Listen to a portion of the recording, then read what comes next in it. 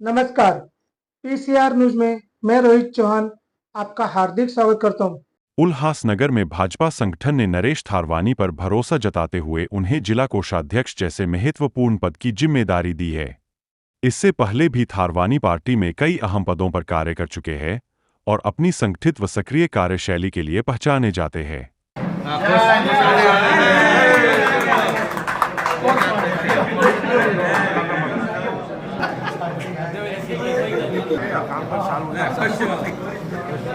अच्छा दादा hello hello आ गया फोटो देता है।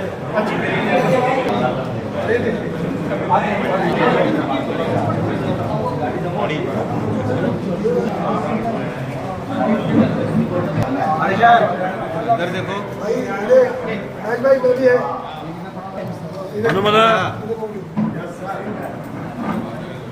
खुश रहो। साको पियो ना कम से एक मिनट आराम से अच्छा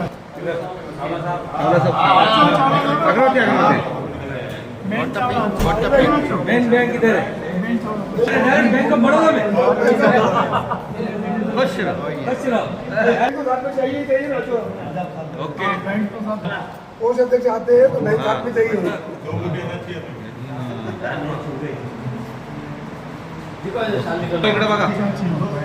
तो इकडे बघा ओके खुश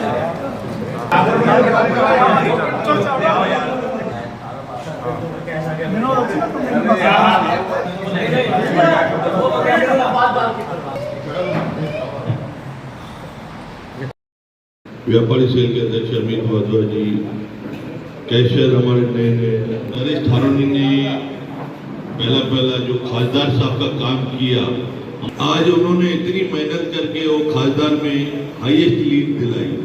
तालियां बजा के उसका स्वागत कीजिए। फिर उसके बाद में बहुत ही मेहनत करके आमदार भी बनाया।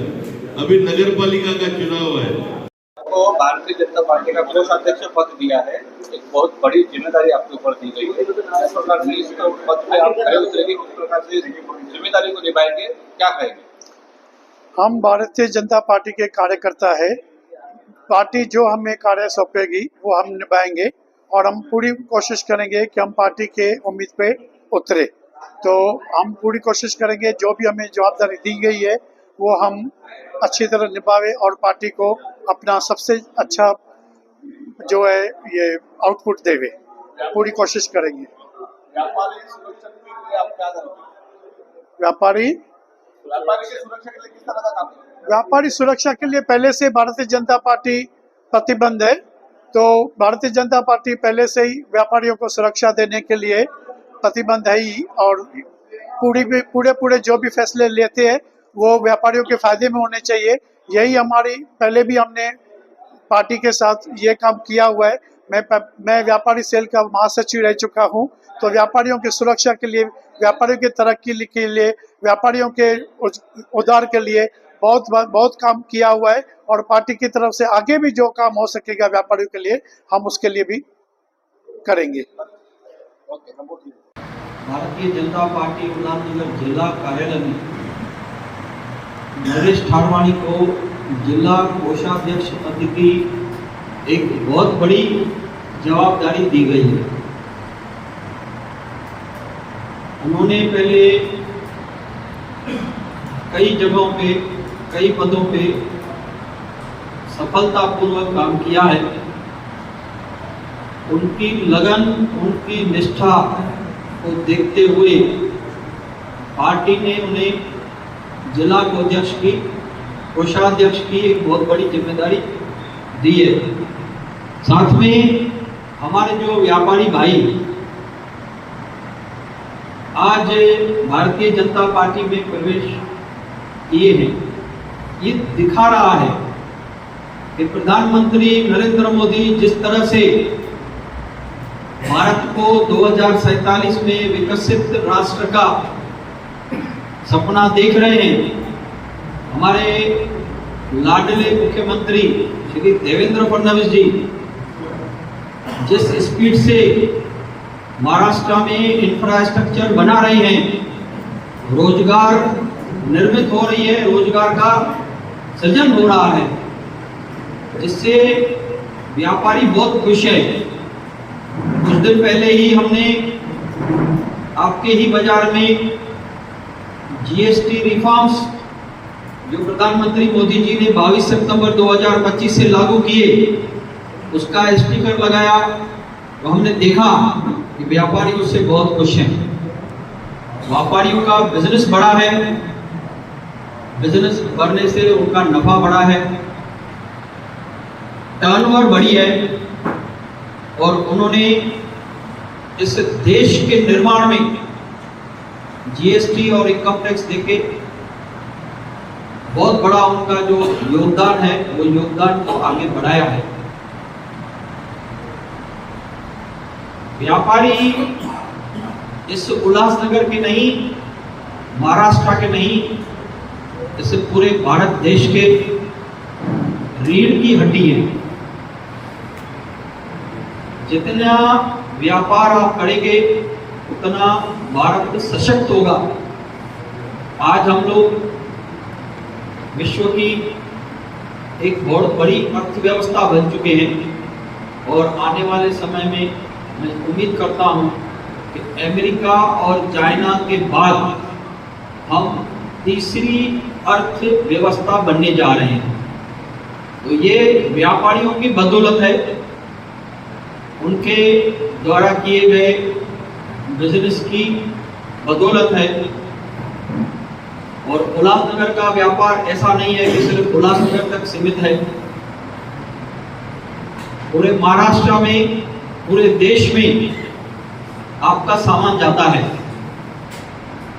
चाहे वो मोबाइल बाजार से हो, चाहे वो फर्नीचर बाजार से हो, चाहे इलेक्ट्रॉनिक बाजार से हो, हर जगह आपके द्वारा सामान बेचा जा रहा है और भेजा जा रहा है। आगे आने वाले समय में महानगर पालिका के चुनाव है, उस चुनाव को देखते हुए मैं आपसे ये विनती करूंगा कि आप घर घर में जाके प्रधानमंत्री मोदी द्वारा किए गए कार्यों को जरूर पहुंचाएं। साथ में हमारे लाडले मुख्यमंत्री द्वारा जो विकास के कार्य किए जा रहे हैं, ऐसा आपने शायद पहले कभी नहीं देखा होगा कि प्रधानमंत्री ने नवी मुंबई एयरपोर्ट की आधारशिला रखी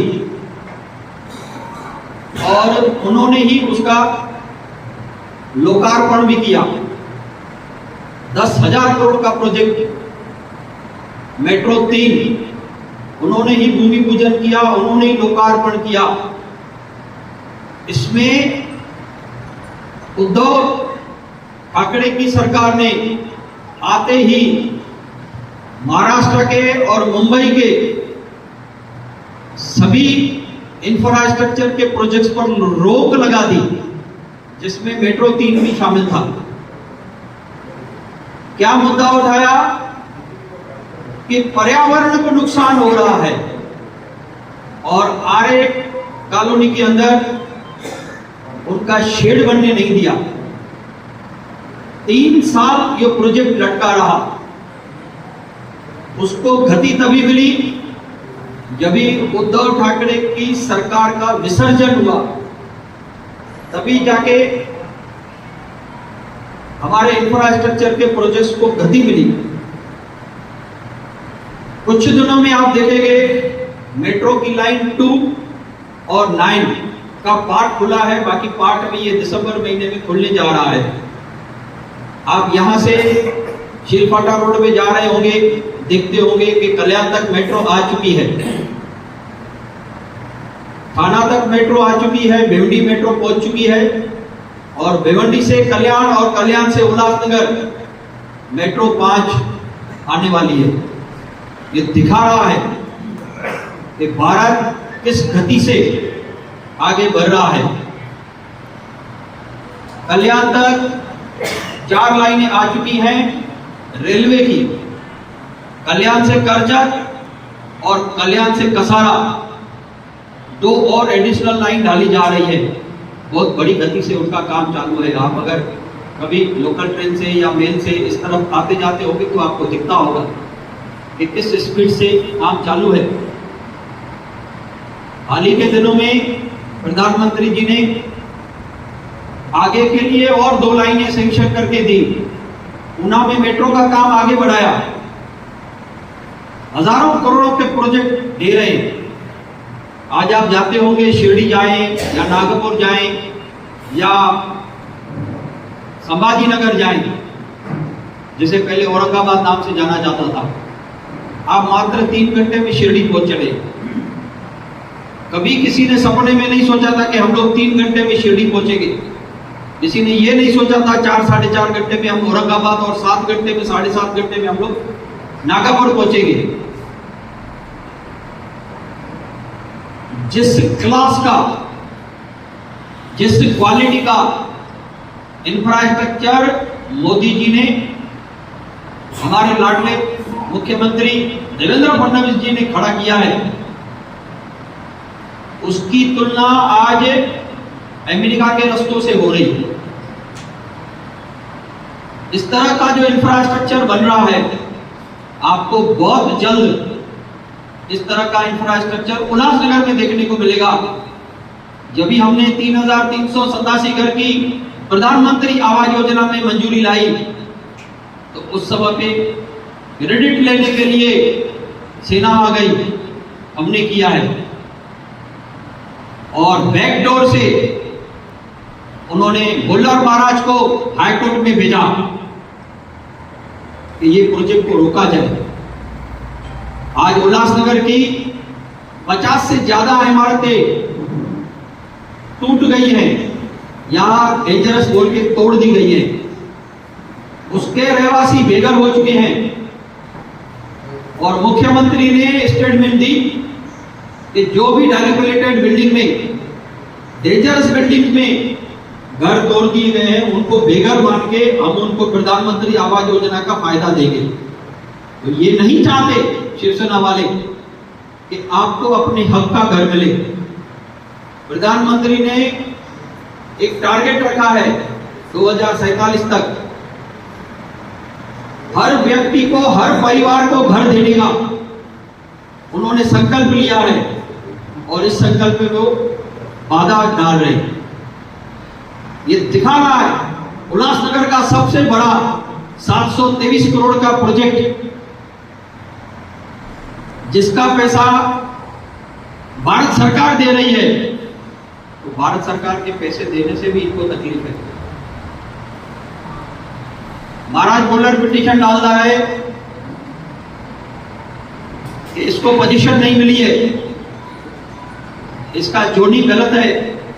उनको मालूम ही नहीं है प्रधानमंत्री आवास योजना ग्रीन जोन में भी बन सकती है, इंडिकेट में भी बन सकती है, रेसिडेंशियल और कमर्शियल में तो बन ही सकती है।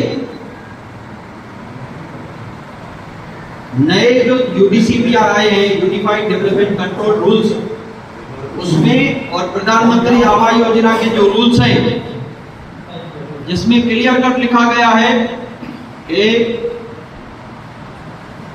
ग्रीन जोन और एंटी जोन में भी घर बन सकते हैं। ये नहीं चाहते कि आपको और आपके परिवार को उनके हक का घर मिले। किस तरह की राजनीति कर रहे हैं, किसको दिशाभूल कर रहे हैं। अरुण आशान और राजेंद्र चौधरी प्रेस कॉन्फ्रेंस लेके बोल रहे हैं कि ये प्रोजेक्ट हमने लाया है, तो उनका नगर सेवक, माजी नगर सेवक राजेंद्र सिंह भुल्लर हाईकोर्ट में क्या कर रहे हैं। टेक्निकल इश्यूज हैं तो अर्बन डेवलपमेंट के मिनिस्टर आपके हैं, आपका फर्ज है उनके पास जाना और कहा कि ये टेक्निकल इश्यूज हैं, आप जरा हमें सॉल्व करके दीजिए, ना कि आप हाईकोर्ट में जाएं और कहें कि इसको रोकिए। उल्लासनगर का सबसे बड़ा प्रोजेक्ट आया है, इससे बड़ा प्रोजेक्ट आएगा। 100 करोड़ का सीमेंट कंक्रीट के रास्ते का प्रपोजल एमएमआरडीए ने बना के अर्बन डेवलपमेंट डिपार्टमेंट में भेजा है। आज 3 महीने से वहां अटका पड़ा है। आपकी जवाबदारी नहीं है जाके वहां अर्बन डेवलपमेंट डिपार्टमेंट में बैठ के उनके मिनिस्टर से आप करवा के लाइए। सिर्फ कहने को, क्रेडिट लेने को तो आता है,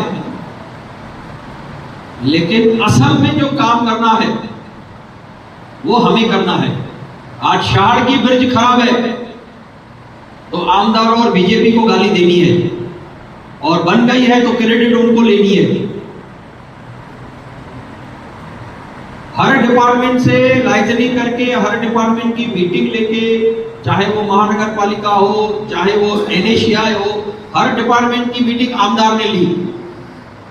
बनने के टाइम पे, बनने से पहले टेंडर के प्रोसेस में हर जगह पे उन्होंने फॉलो किया। उस समय पे तो कोई नहीं आया कि चलो हम भी आपके साथ चलते हैं, फॉलो लेते हैं। आना चाहिए था साथ, लेकिन जब ये प्रोजेक्ट पूरा होता है ना तो क्रेडिट लेने के लिए जरूर आते हैं। तो ये जो बातें मैं आपको आज बता रहा हूं, आज आप बीजेपी में आए हैं, कुछ लोग पहले से ही